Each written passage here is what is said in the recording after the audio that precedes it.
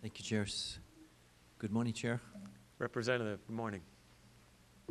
I appreciate all the things you've been doing to push back invasive species, get a leg up on them. And in your report, you pretty much give a progress report, except there seems to be something conspicuous in its absence. The new ohia tree fungus. Is there a reason that's not on there? It came up in our hearings here last week. Certainly, Representative. Now called rapid ohia death, was ohia wilt initially. Now called what? Rapid ohia death. Not death or debt? Death. Okay, that's very descriptive. Yes, it's not the work that the Hawaii Department of Agriculture does. That's more DOFA, forestry and wildlife would be doing that work. My office, the office of the chair, weighed in on that issue because by statute, the Hawaii Department of Agriculture and the Board of Agriculture weighs in on quarantine. And so there was an ask from the Forest Service, the U.S. Forest Service, and from the researchers that were working on what's now called rapid ohia death, the virus that's killing our ohia forests, to put a quarantine in.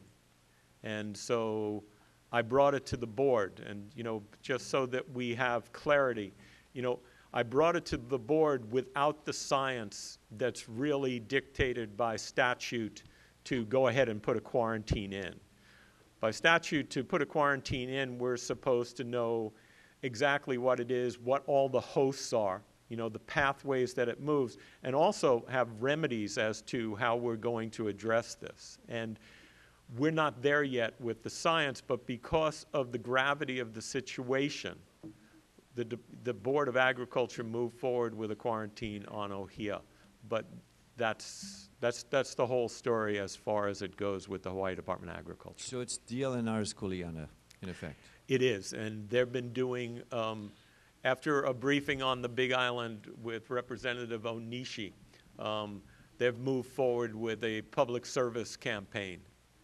And we support them with that, but that's not the work of the Hawaii Department of Agriculture. It's interesting, when we were here last week or the week before, DLNR and BNF would use your name when some questions would come up, particularly about the $8 million conference, the International Conference on Conservation. And evidently, some of the money that's going to go for that is in the Invasive Species Fund. Did they query you or ask for your advice, or did they ask for your permission? Or is that going to hurt your invasive species programs? No, I don't think any of the funding sources are funding sources that we currently enjoy. BNF said there was, actually. I'm looking be for that my as it may, budget the point analyst. was they are underfunded and they're spending $8 million on something. The budget analyst gave me a queer look, so we don't know, but we will gladly, sounds like a maybe. Gladly check in and this get building, back to you, that's Representative. A maybe. Or a disguised yes. Following on that, conspicuously absent, and this is my love for the Big Island, no Koki frog mentioning. Have we surrendered, or we just said, okay, you guys keep them on the Big Island and we'll forget about it? Why are they not mentioned? The initial comment would be it's not comprehensive because there's many other invasive species that aren't mentioned. We have, and I wouldn't use the S word, but yes, we have resigned ourselves to the fact that we're not going to eradicate Koki frogs on the Big Island. How much money or effort or manpower goes towards whatever you're doing with them? Well, the efforts, for the most part, the efforts on Koki frog are on the islands where it isn't currently. So in our plant pest control branch, we have our chemical mechanical section. And Sir, so you have surrendered the Big Island then? Yeah, I wasn't going to use the S word, Rep, but okay. Yes, we're not looking to eradicate on the Big Island, but we're trying to keep it off of Oahu and Maui County and Kauai County. Okay, now for some ball scores. The thrust, push, effort, drive for self-sustainability. Have you got any numbers that say we got so many farmers and they're increasing in numbers, they've hired more people, their gross sales are up? Have you got any measurement of what you said is one of your major goals and mission statement elements. Could you give us some progress on that? Certainly. It's a 2-year study that we should have the final report here, hopefully at the end of this month, but sometime in February. I just got an email from Sustain Hawaii, who was given this work to do 2 years ago. And the work is a food metrics study. It was a joint venture between the Hawaii Department of Agriculture and Ulupono Initiative. What we're looking for is the ability to track by commodity. You know, the amount of food that we import is 85%, and, you know, in an election year, sometimes it can go as high as 95. And, you know, the fact is we don't know exactly what we're importing and what we're growing conclusively. We don't have that metric. So this report, this 2-year report, is supposed to give us a software dashboard, so to speak, by commodity. There are certain commodities like papayas and sweet potatoes and cabbages that we're self-sufficient. We grow more in this state than we consume. There are other, you know, commodities like apples. If there's a consumer preference for apples and consumers want to go in Foodland and see 8 different kinds of apples, we're never going to affect change on that. But there are commodities where we can affect change, you know, what we would call local fresh. And so we'll then have a dashboard of what we're growing, what we're importing.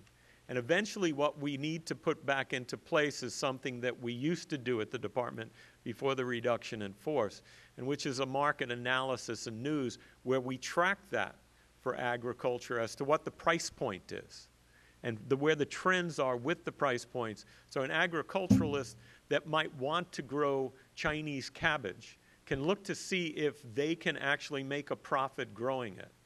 You know, one of our most successful farmers in the state is a gentleman by the name of Larry Jeffs. And many of you, I know, have been out to his farm.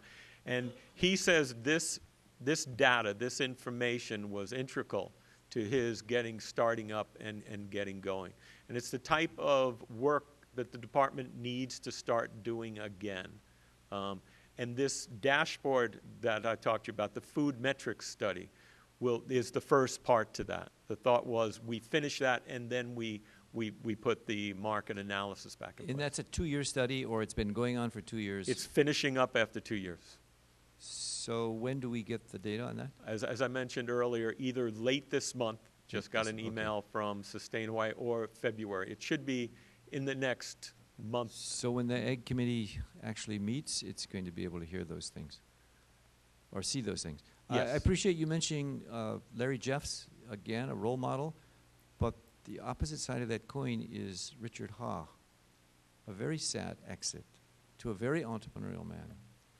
So I think that's a state. Those are 2 macro statements about 2 heroes of agriculture. You mentioned commodities. We know what's going to happen in a few months. Is marijuana going to be one of your commodities? And you're going to say, here's sustainability, here's the growth of agriculture? Or how are you guys treating that on your radar? We're not representative. I think the answer is no for the near term. There are states. You know, in the last year, I was the president of the National Association of State Departments of Agriculture. And as I traveled around the country, many states are moving towards that as a potential crop. In the Northeast, there were 6 secretaries and directors that informed the group that they would have legislation out this session on hemp, medical marijuana, and recreational marijuana. So there's seemingly a trend. We know the states in the western United States that are doing it. I don't know that we're not planning on moving in this state towards that end. So your treatment is you don't have any treatment of that particular commodity? Not at this time. You know, and it just so we have clarity, it's still illegal with the federal government, which is problematic for anybody that uses any other type of federal funds. Last question is a throwaway question.